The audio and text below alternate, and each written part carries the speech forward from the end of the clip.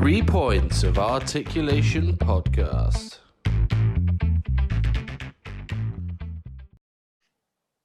Hello, welcome to the 3 Points of Articulation podcast, bone crunching sessions with me, your host, the big tasty Jamie Wills, and I'm joined this episode by the author of the wrestling figure Retrospective, Kev Iddon. Kev, how are you doing?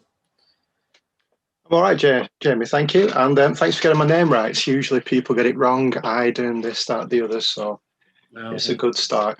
I can read. IDD is normally id, isn't it?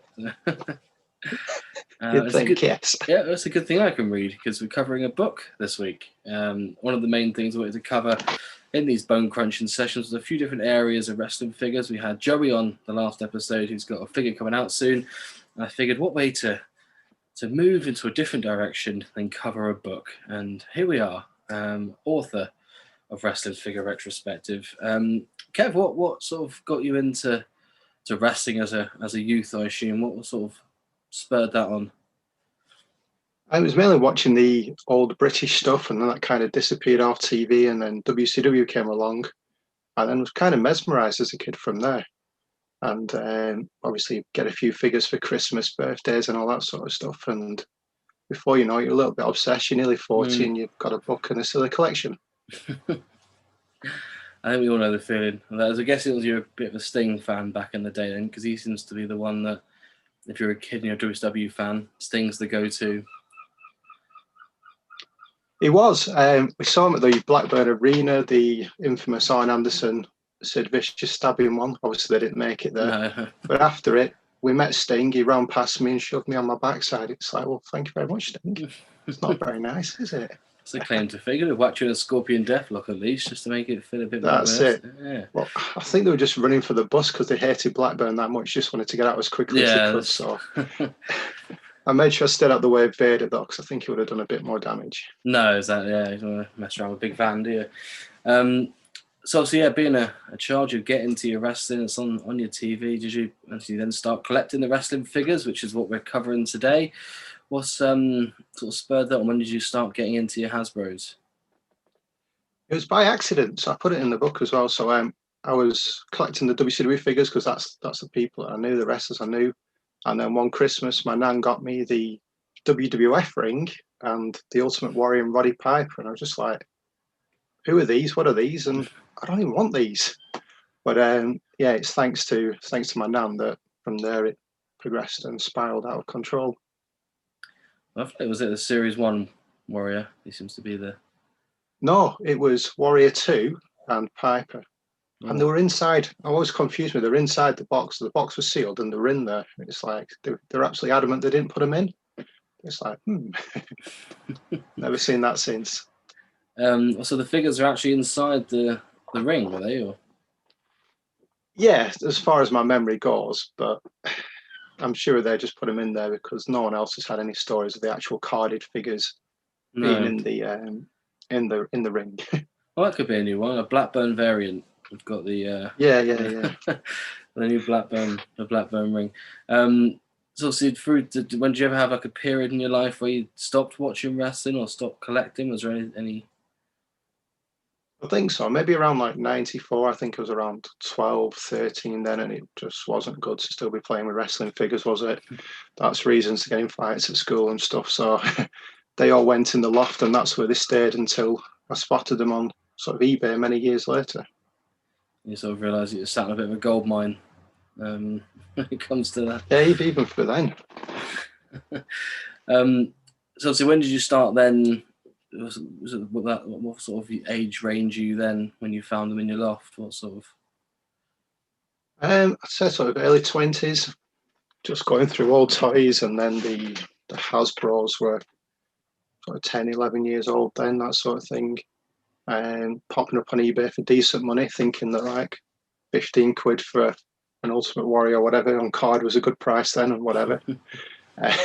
How much that'd be now, but yeah, and then that was it. And then sort of found other people had them, bought those, sold them on, and kind of started trading from there, really. So that seems to be the thing. I know Adam and Johnny, who also do the podcast, that's how they started essentially their businesses and how they trade, is buying bundles, keeping the one back that you want, and then flogging the others, really. And that's probably the best way to do it, isn't it? It's just having that extra bit of income as well as filling your needs, so to speak. Getting high off your own supply. Yeah, it's helped out through the years, like saving for mortgages and weddings, etc. Need to sell the collection, sell it, and then start again, which is quite a lot of fun. You've kind of got rid of a lot of stuff, and then can I find it all again? And do I want to pay that much for it now? Well, raffles seems to be the new thing, don't they? That seems to be the new in thing rather than buying it. I don't know if I'm a fan of that because I've entered a few and got nothing, so I'm disillusioned with them now. I don't like it. No, exactly. It's nothing. It's not quite bingo, is it? So obviously, you get then into your historic stuff. Technically, if you're in your early 20s, do you then start to like collect a bit more, or would you just? Is it merely just the trading side of things, just for the financial gain? Yeah, I wanted to collect. There's figures which I never had as a child. I never saw that I wanted, and it was a bit easier to get. Obviously, you've earned your own money. Then you don't have to ask mum or dad for figures. You can just go and spend whatever you want on stuff. So yeah, that helped build a collection. And then, like I say, sell it on and go from there. And try and keep the nice stuff. But sometimes you have to sell it. Well, I was the same way with, as a child, I never owned Ric Flair. I never owned Giant Gonzalez. They were always the two that eluded me from the earlier series. But even now as an adult, I'm like, 25 quid for Ric Flair. I don't think I could do that. It's a horrible... I think it's one of the two that gets the worst rating in the book. Oh, it's not... It's horrendous. As a child, because you didn't really have the internet back then, and I never saw it on card. I only saw it loose around a friend of mine's house. So I thought it was a Red Rooster. I must have been for a good 6-7 years, because obviously has he got RF on his trunks? And it passed as an RR, which Red Rooster, I assumed, yeah. I've seen a few customs with that model and whatever as a Red Rooster, so I can see that. Yeah, just finish the R off. But yeah, red his hair. Yeah, it sort of looks like that a lot of the time he blades anyway, doesn't he? So, But yeah, I think as a 6-7-year-old, they were always the two that eluded me as a kid. So yeah, it's good to see it's still the same for you. That there's always some that elude you, isn't there? So then it brings you through to today when you're writing your own book. How's that come about then? What clogs turned in your head that you thought, I need to put this down? There's always a lot of stuff on the internet, on forums and everywhere else, and I thought that I'd seen a couple of guides which just like series of figures and this is how it looks. So I thought it'd be a cool idea to try and put it all in a book and see if anyone would want it, and thankfully they have, and it's turned out all right. But yeah, it's just bits were all over the place, so it's like, yeah, let's see if we can do a book. And it was a silly idea, and sometimes I wish I'd not done it, but here we are, and it's done all right. So yeah, I think the accumulation is needed sometimes, isn't it? Because you see things, as you said, like we discussed it before we press record, but like the fun school side of things, as well as like rare error cards, as well as variants and all sorts. So you see things on different forums. It's good to have it all in one foul swoop, isn't it? So how much research went into putting the actual book together? Because it's a stacked old read, isn't it? Well, I was quite lucky in the sense that once I announced the project, there was lots of big collectors, little collectors, anyone who's got any little bits and pieces that wanted to come forward and contribute pictures and stories and this, that, the other, and that helped with a lot of the research. And then I'd kind of already done the book, but it was crap. So I went back to the drawing board and I got a few people together to help with the process, help with bigger reviews, etc., and other people to help with research and find people that they know that might have this rare item or that rare item and know about this and that, etc. So it all helped sort of pull it all together and put the book together as one from there. Because I think it's not the sort of book where it just says series 1 is this, series 2 is this, series 3 is this. It goes into full detail of the figure. You've given each figure a little score as well on there. And yeah, some of the pictures on there, I mean, like the Bret Hart variant, the Purple Heart variant, I didn't know about as a kid. Only in the last year or two, I've sort of been doing the podcast and a bit more research into this sort of thing, that discover them. So for a lot of people, it's just going to be like about a journey of discovery into the Hasbro world, isn't it? So it's good to see that it's not just a plain old list. No, I wasn't necessarily aiming it, because obviously there's plenty of collectors who know everything about every single figure and everything else, and the book wasn't aimed at them. Yes, it'd be nice if they wanted one, but it was more the casual fan who remembers them as a kid or has a loose interest who wanted to know more. And I think that's helped with it, rather than just, this is a series 1 to the end and that's it. So yeah, it wasn't necessarily aimed at your diehard, because they probably already know everything that's already in there. It's just more of the trying to catch the casual fan. There's a fair old size to it, isn't it? You got it behind your head there. Yeah, I've got the original and the hardback version. So once he'd done what he'd done with Kickstarter and the store, etc., I'm kind of jumping ahead in time a bit, but he ended up getting a publishing deal, which was good. And they commissioned a hardback version, and essentially I kind of leave it all to them now, which is really good for me. That's handy, yeah. You jump ahead in time. Push the little lever on your back and jump ahead in time. Because I think with the actual book, it says 400 pages long, give or take, isn't it? It's a fair old size. Yeah, we're just a little bit under. We've chopped a bit out and put a bit in, and then there was some changes we had to make that didn't get past certain companies or people, etc. So there's a lot of tweaking to make sure that it didn't cause any problems anywhere. Definitely, I think it's about the same length as a Harry Potter book. So if you prefer wrestling, bit more interesting though. Bit more interesting, bit more realistic than a Harry Potter book. So obviously the whole research and you putting everything together and so on, was there any point where you sort of thought this isn't going to plan out as I'd hoped, or was there any during publishing, or was it all plain sailing? Oh no, there was many bumps along the way. From the initial idea when I launched the Kickstarter, quite a lot of people took it the wrong way, and that kind of ended it there and then. But once I'd explained what everything is, what the costs are, how the Kickstarter works, etc., a few more people came back on board.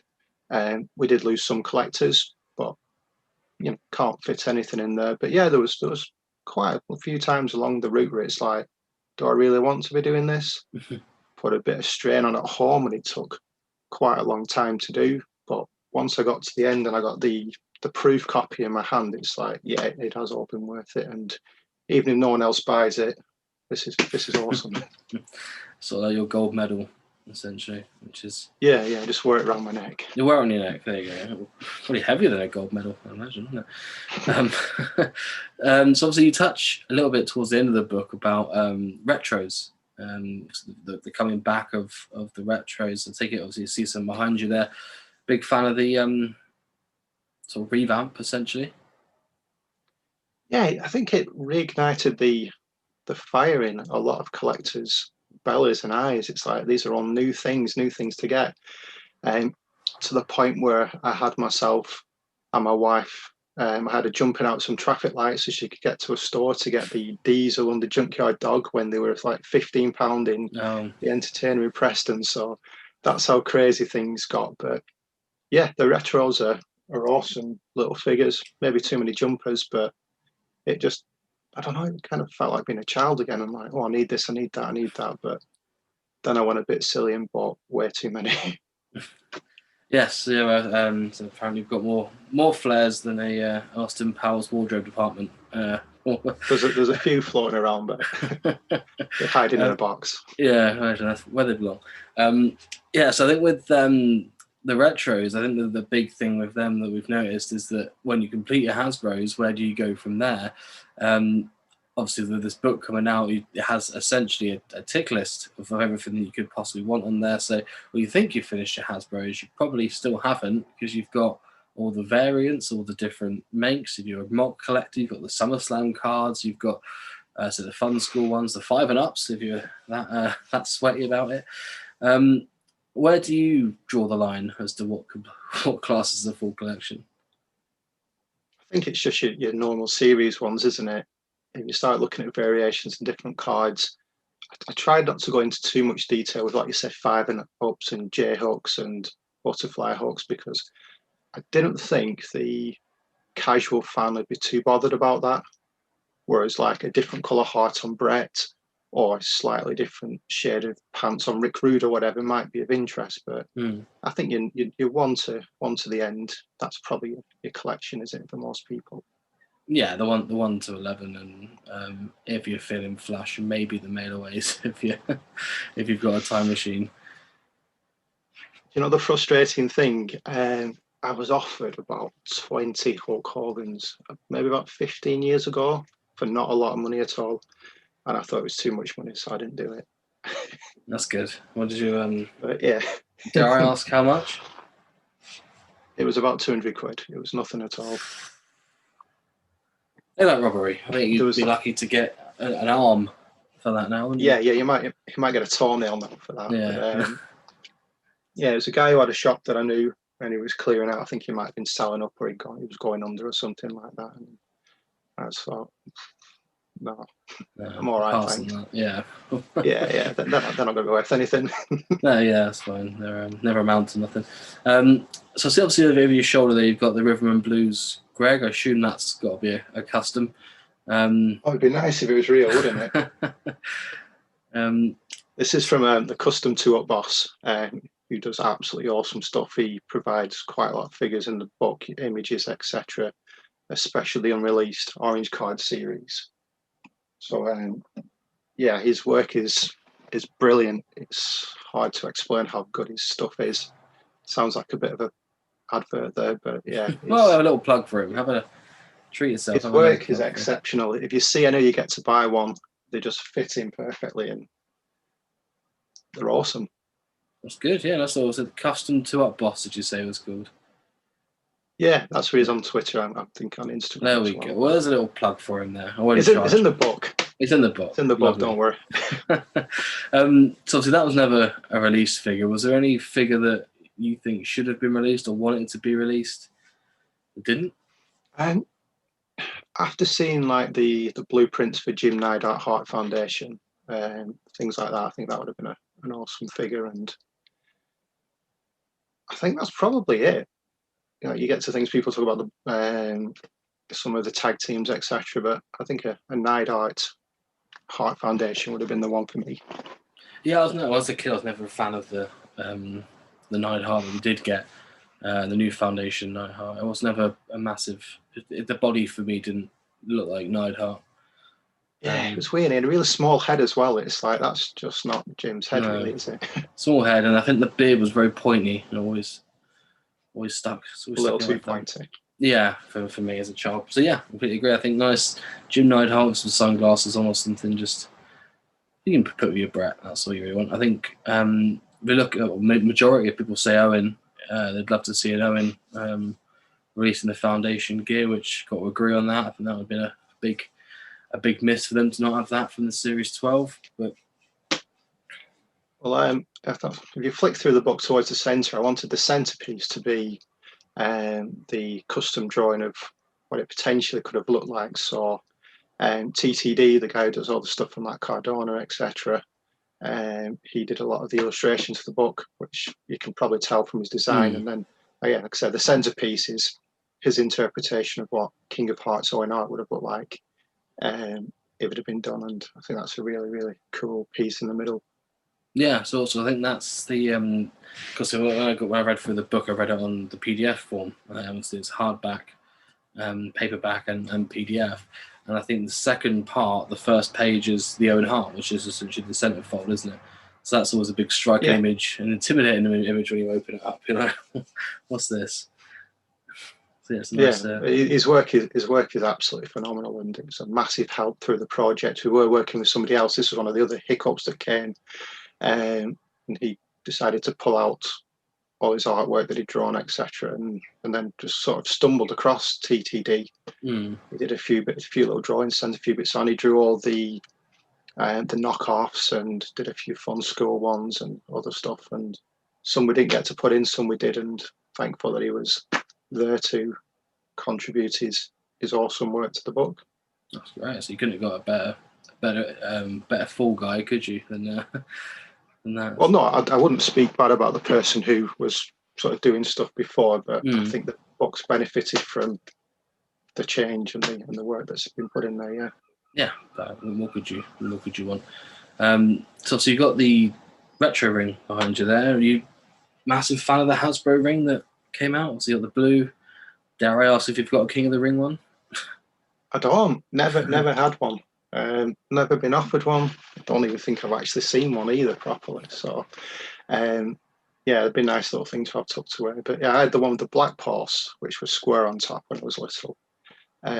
Until one day Ron Simmons was a bit angry and came off the top rope and went through the plastic. So I was a very unhappy little boy that day. Was that in behind you? Ron Simmons? Thankfully, no. I think I threw him out the window. He ended up with no arm. I ended up chopping his hand off as punishment.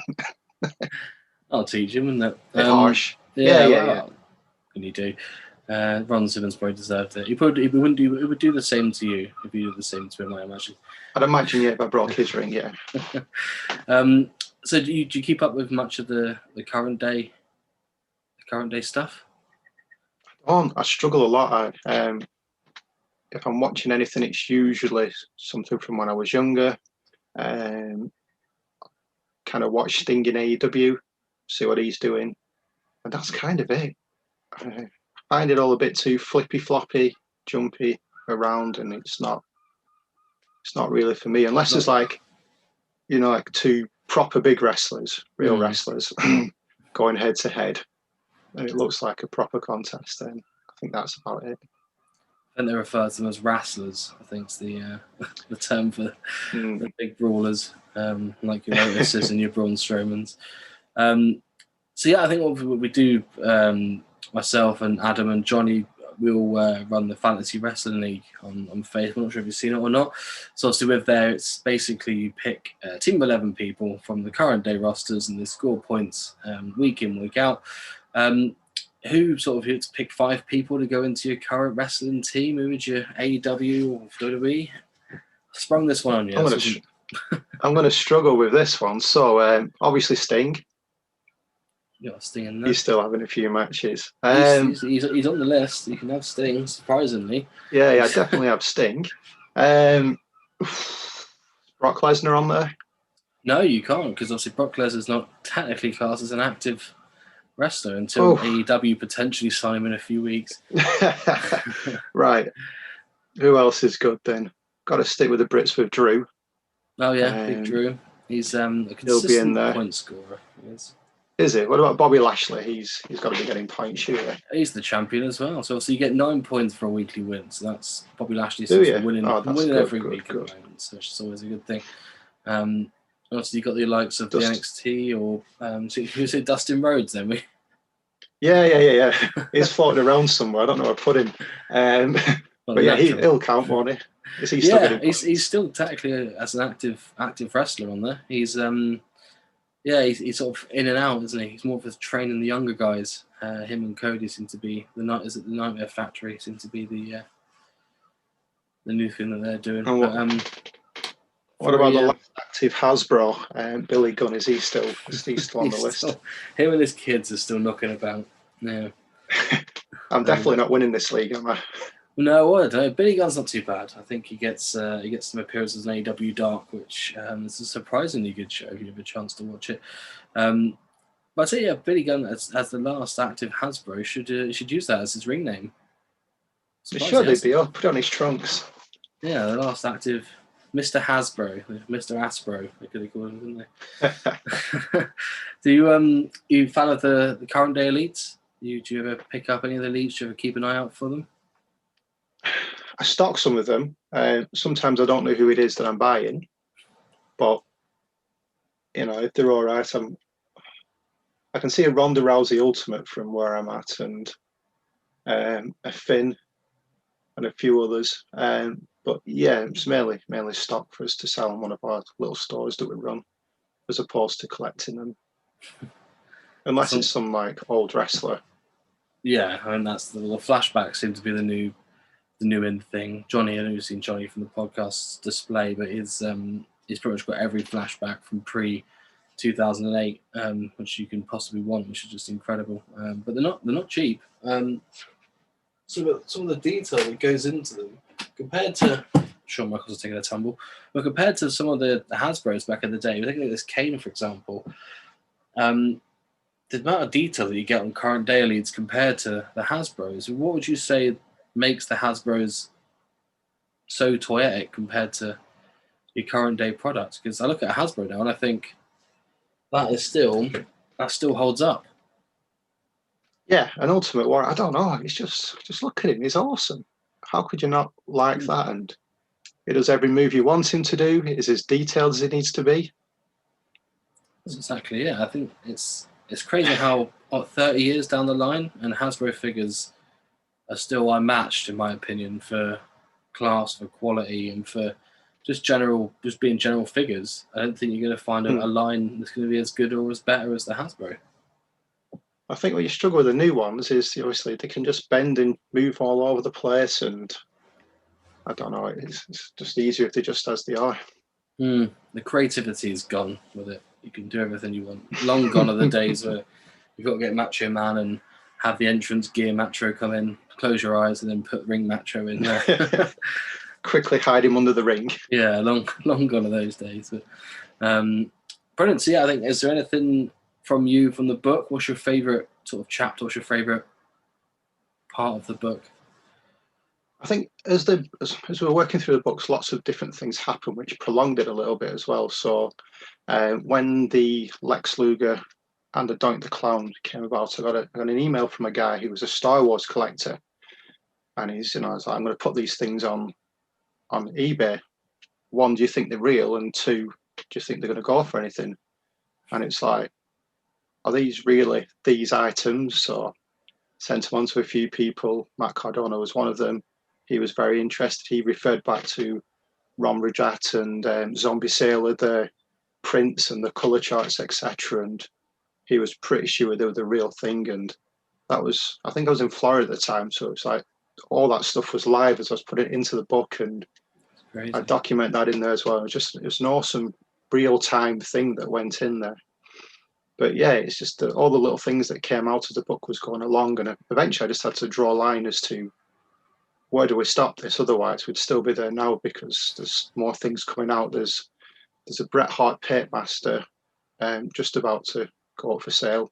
There's a bit of news for you, along with the Nasty Boys. So again, all these things have been sat away for many, many years, and here they go. And there's some things I couldn't put in the book as well. So things like the Shawn Michael Punch, that does exist. It's with a collector in China. I had to send video evidence of the deletion of the files and all that sort of stuff. And essentially was sent a nice little note that if those images ever come out, he knows it's me, and he'll file legal proceedings. So there's so many exciting things which one day will come out, but they're all hidden away. Not from you. Hopefully. Promise. Hopefully he's not watching this. Probably is. I think he's watching everything I do. Yeah. Could be me. You never know. Take a mask off.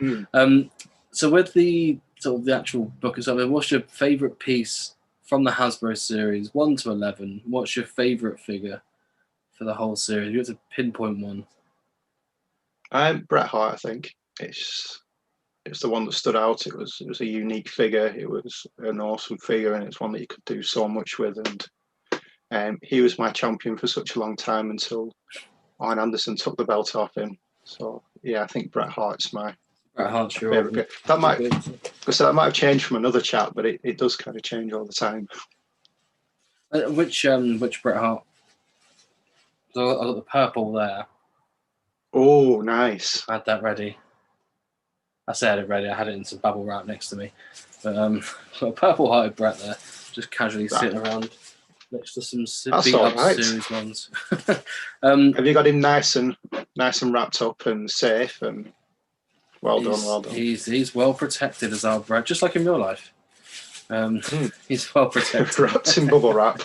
wrapped in bubble wrap. We're not losing our Bret.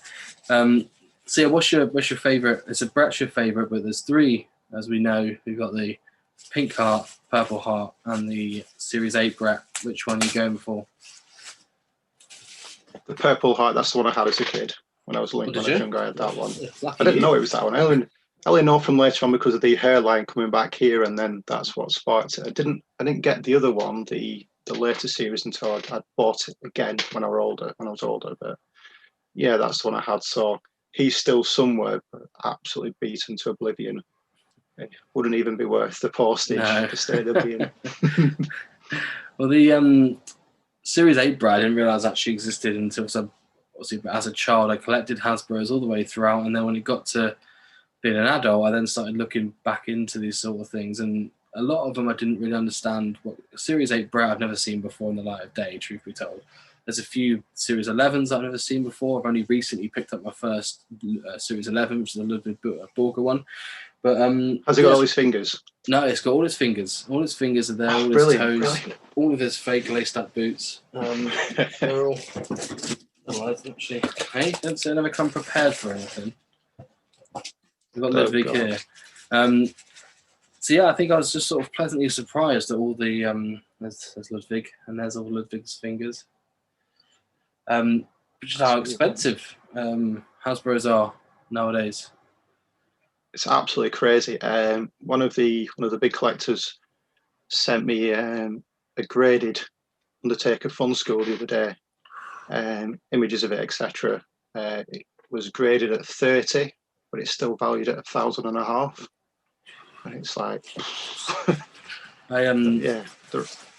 So the reason I took most massive interest in the Fun School section of your book was there was a car boot sale. I used to live in Ruislip as a child, and there was a pub car boot sale they used to have on a Sunday morning, and in the car park, and there was a table full of WWF figures that were the Hasbro ones. This was 96, 97, I'd say. So I just started collecting the Jax figures then as a kid. But they were all Fun School ones, which I didn't realise they were Fun School ones. I just thought that they were just sun damaged. And I had Honky Tonk Man was in there, Razor was in there, Yoko was in there. There's a few, I think there's 8 in total, I want to say, that I picked up, and they were 50p each. And I opened every single one of them, and I sold them all in a bundle when I was 20. So that made me a bit sick reading that. But it was only just seeing that the heads and the small details about, I think you put it in the book about they look like knockoffs essentially, didn't they? And that was this big surprising thing, because I remember as a kid, Razor's head was a bit different. I think the writing was a bit off on the back or something. But just stuff like that just not quite as they're just not quite as refined. And then, like I say, as time goes on, more things come out. Last year, I think it was, somebody got hold of the Fun School Honky Tonk Man on card. I'd seen one before. I couldn't put it in the book. I was allowed to put a slight corner of it, so you'll see in the Fun School section, Honky Tonk Man's boot and Fun School, and that's all that collector allowed me to put in. But then, another collector found one on card, and they just keep coming out, and they're a nice little addition. I didn't know anything about them until one day on eBay. I was sat at work one Saturday morning, and some guy just put up a load of these battered Hasbros, and they were like, because he had so many, they were going for like £3, £4, £7, £8, £10 or whatever. So I ended up buying hundreds of pounds off them without realizing. But yeah, it got them, and I thought there was something wrong with them. I thought they were wet, and he explained what they are and what they. It's like, oh, these are quite interesting. But new, all the cards were battered and floppy, and they just like been drowned. Yeah, I think the cards for Fun School, I remember opening them and thinking they don't feel as crisp as a normal one. It was a bit different. And then a different, a completely different story. My nan went to Portugal, must have been early 2000s, and she said that she'd found they were just putting some out on the shelf in a shop in Portugal. It must have been 2001. She picked up 4 or 5 for me then, which was good. But this was, they must have been sat in the back of this Portuguese shop for a good 10 years, because it was Martel and I think and a few others doing the Demolition 2-pack was in there as well. So it's crazy. That's ridiculous. It's crazy. But I went to Portugal for my honeymoon a few years back and I couldn't find any, so it must have sold out. It's not good, is it?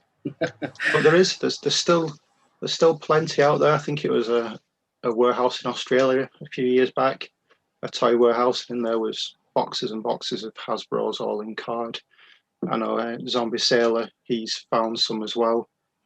And there's another guy in China who, part of a factory liquidation, he managed to get his hands on a lot of pre-production stuff and white tags, which aren't even in the book, the white tags.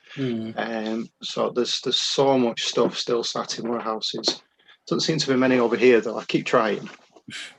Sounds big enough for a sequel, doesn't it? I couldn't do that again. It's got to be something different. I'm currently working on a SNES book. I've been asked to do history of Football Manager games. Oh, lovely. And loosely doing something on the Galoob line, but that's so far sort of to one side. But we're getting there slowly. Getting this. I think the Foot Manager one will be a keen interest of mine. I was a massive Promotion 98 fan as a child. So. On PC or? PlayStation. Got me into football, that game did. My brother, interesting story. Well, it's not interesting, but it's interesting for me. My brother took over Fulham as on there, managed them for 6-7 years, bought Ronaldo and all the big players, and then I took over it and thought, God, this Fulham's team's really good. Turns out they weren't good. They're a terrible Division 2. So, but that's why I support Fulham. Is for that exact reason, because I thought that they have Ronaldo up front. Hoodwinked. Yeah, I got hoodwinked into supporting Fulham when in reality they had Barry Hales up front. I was going to say Paul Pescasolido. Yeah, the Northern legend. So with sort of the book itself, where can you pick the book up? If I was a keen person after watching this and wanting to buy the book, where can I get one from? It's very cliche, but it's on all good websites. But you can get it from the WrestlingSuperstore.net store. That's my store where you can pick them up directly. They ship straight from the supplier. So even if you're in America, Australia, Canada, wherever you are, it ships from whichever local depot they've got. So that speeds up delivery times. It's on Amazon and things like that. So yeah, it's all over the place. Okay, so I'll make sure we put a link in the description because we've got to plug it, haven't we, Kev? Eh?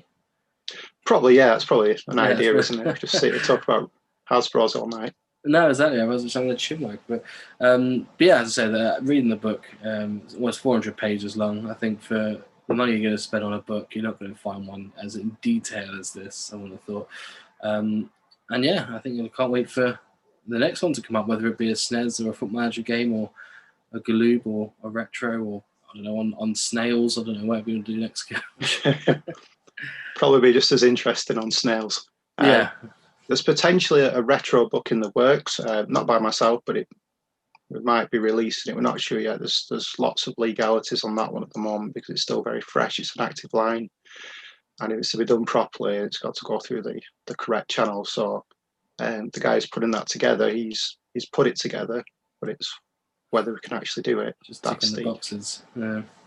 Well, exactly. Nobody wants the cease and desist from the higher power, so to speak. No, that's the last thing, wasn't it? Good thing that Hasbro's still going, but I think there were sort of boxes you have to tick to get that book through the mill. Well, it's just simple things like marking it as unofficial, obviously not using the logo. There's a disclaimer that has to go in there, so there was lots of boxes to jump through. So especially we thought we had it done, and then I got a nice little letter, sort of like, "Oh, what are you doing? We need to have a look at this. We need to see if we can let this happen." At that point, I thought, they're just going to nick this now, aren't they? And have it for themselves. But we ticked all the boxes. We did everything that was asked of us, and essentially just left to do what we want to with that. Brilliant, being left alone. What could you ask for? Brilliant. So yeah, I think we've covered everything, Kev. Anything else you want to add in there about the book? Anything that I've missed? So yeah, I brought in a guy called Nick Bartley who he's did a little video for us. He does loads of impressions, and from here he's gone on to get his own TV show in America.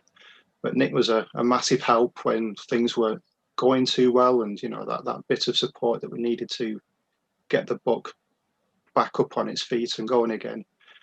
His TV show is called Hunting Nostalgia. If you get a chance to have a look at that, there's loads of good stuff on there from retro years. But yeah, a big thank you to Nick, and he's brilliant at what he did for us. Oh, big shout out to Nick. Maybe we'll get Nick on one day. Well, Nick used to do all this stuff for me. He's a lot more charismatic and the way he is. And then once he got his TV show, he wasn't allowed to do things like this anymore. So that's frustrating. Otherwise, you'd be speaking to Nick now. Oh, I don't know. We've had a good time, Kevin. I bet Nick doesn't look half as much as Baron Corbin as you do, does he? So that's it's a compliment for you, that is. No, I think you've covered it.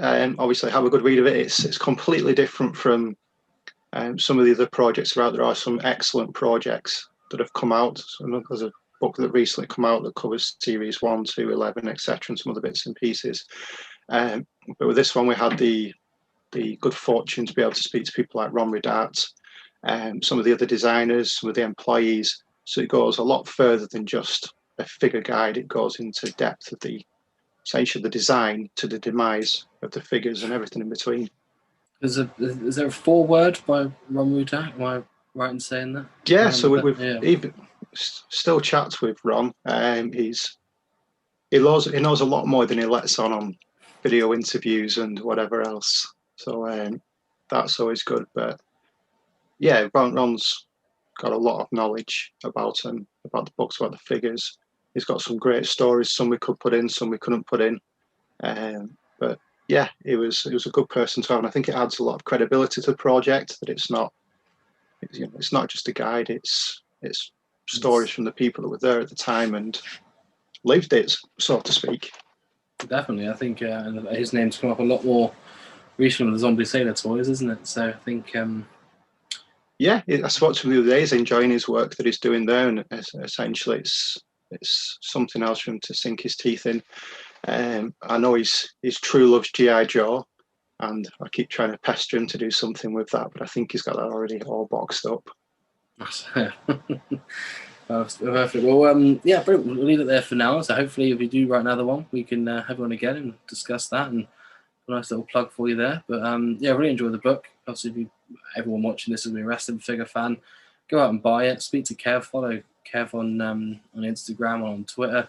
Fairly active on there, aren't you? On Wrestling Figure Retrospective. And yeah, make sure you subscribe to our YouTube as well. More importantly, not you, Kev. Thank you very much.